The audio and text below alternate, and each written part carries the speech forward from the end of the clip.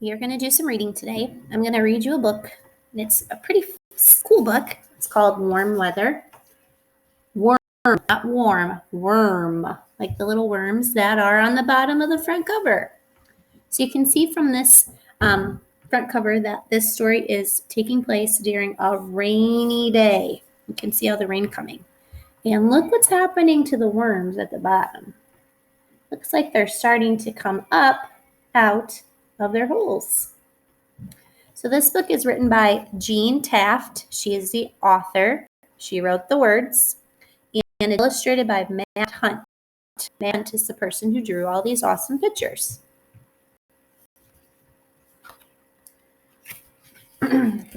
Warm weather.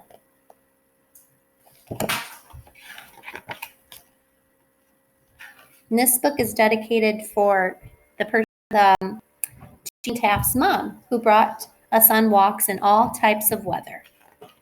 Oh, we have a guest. Drip, drop, skip, and hop. Splash, sidewalk, dash.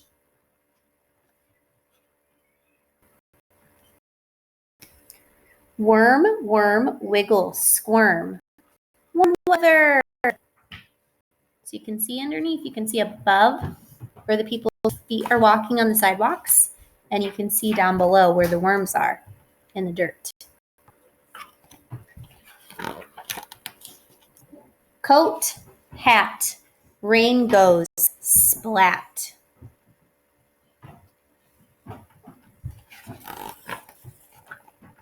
Boots, jump, old tree stump.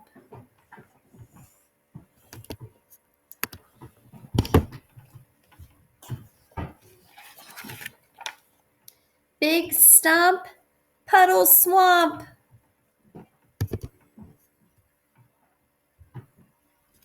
I love to make puddles.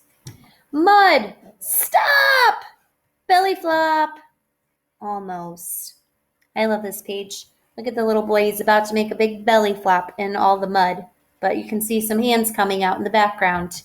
Looks like they were Mom's hands who stopped him right before he got into that mud puddle. Almost. Dark cloud, very loud. Uh-oh, it's getting darker.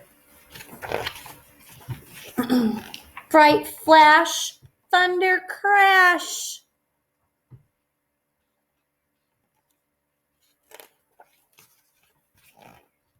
Quick race, pizza place.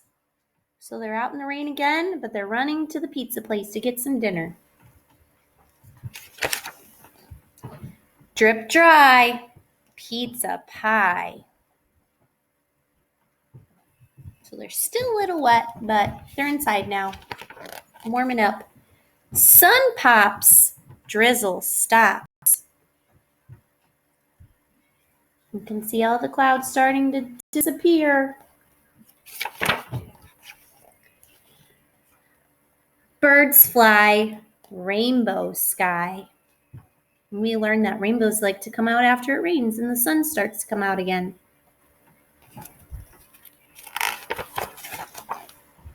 Run, sing, playground, swing.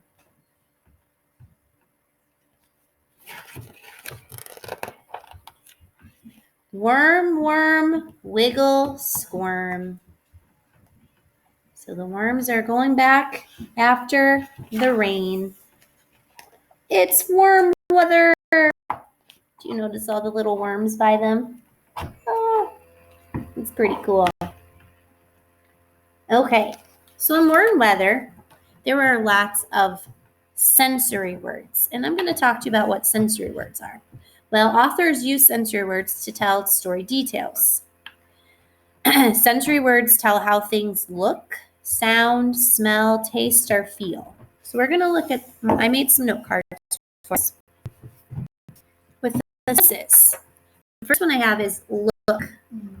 So in warm weather, there are lots of sensory words that help us think of what we would see if we were in that story, things that we would look at. So we were using our sense of looking or seeing. This one, hearing, The author used a lot of words that described what you would hear if you were in that story. Smelling is the best nose I draw. So you can use your sense of smell, and I like to use words to describe sense of smell. So imagine what you would be like if you were there, what you would be smelling. The author just wants you to be in the story. Taste. What would it taste like if you ate something or were trying something? And last but not least, feel, and things that you could actually touch. So the authors would use words to describe something that you could actually, how it would feel if you touched it. So if I touched something that was pointy, like this crazy looking ball, whoa. So I would make sure to tell in my story how it felt pokey and sharp. So those are words to describe touch, feel. So when we read warm weather, I keep wanting to say warm weather, what is the author describing in this story? So she used lots of sensory words in it. But what was she describing? I'm going to let you look at the front cover. It gives it away right away. What kind of day is it in this story? Yep, you can tell right here. It's rainy. It's a rainy kind of day. So in this story, the author is using sensory words to describe that rainy day. Okay? They use sensory words to help you imagine exactly what something is like. So it's almost like you were in the story with these two kids. What was it actually like there? Well, if I look in the story, I'm going to look for some sensory words. And I like, on the first page, it says drip, drop, skip, and hop. So those are telling me to use my sense of hearing. What would it hear? I can hear that rain start to fall, and it's drip, drop, drip, drop. Now, on this page, it says splish, splash, sidewalk, dash. Now, I can tell that they have to move faster because the rain is starting to fall harder. Splish, splash. I'm using my sense of, I can see the raindrops splishing and splashing, so they have to move faster. Let's skip ahead to this one. I like this page. It says, dark cloud, very loud. What kind of sensory words do you hear on that page? Dark cloud, very loud. What do you think the author wants you to think about? Yep, your sense of hearing. You know that very loud dark cloud is probably going to make a big thundering boom sound. So they're helping you use that sense of hearing. Okay?